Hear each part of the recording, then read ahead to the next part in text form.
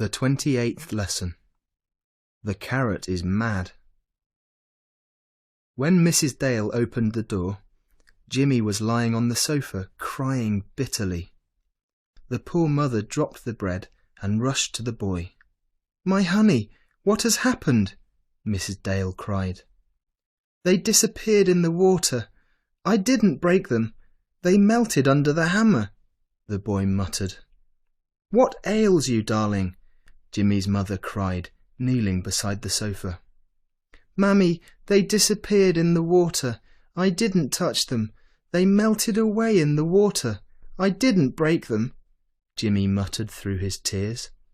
"Oh my, what are you talking about?" his mother asked, looking at her son.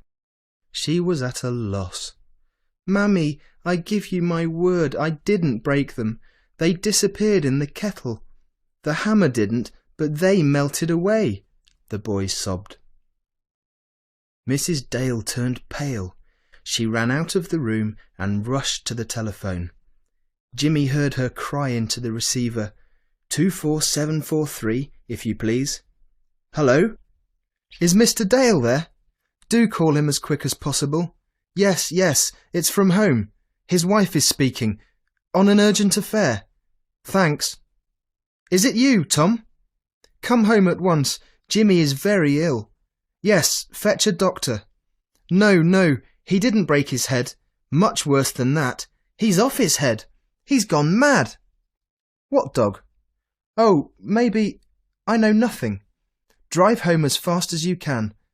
She hung up the receiver and rushed back into the room. How are you, Carrot? Better? Lie still, darling, Mrs. Dale said, stroking Jimmy's head. Mummy, they disappeared in the kettle. Honest, I didn't break them. They melted away under the hammer. I give you my word, the Carrot said. Be quiet, dear. Lie still. Daddy'll come in a minute, Mrs. Dale said. Mummy, I didn't, Jimmy began again. But at that moment the door opened and Mr. Dale entered the room, followed by an old gentleman in a high black hat. Here's the doctor, Molly. How's the boy? Mr. Dale asked, coming to the sofa. What's the matter with you, boy? He asked, bending over the sofa.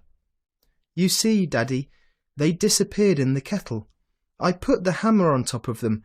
I didn't break them. They would not sink. They floated. They melted away when I tried to fish them out. I didn't, Jimmy said, looking straight into his father's eyes. Okay, Sonny, lie still while the doctor examines you, Mr. Dale said, stroking Jimmy's forehead.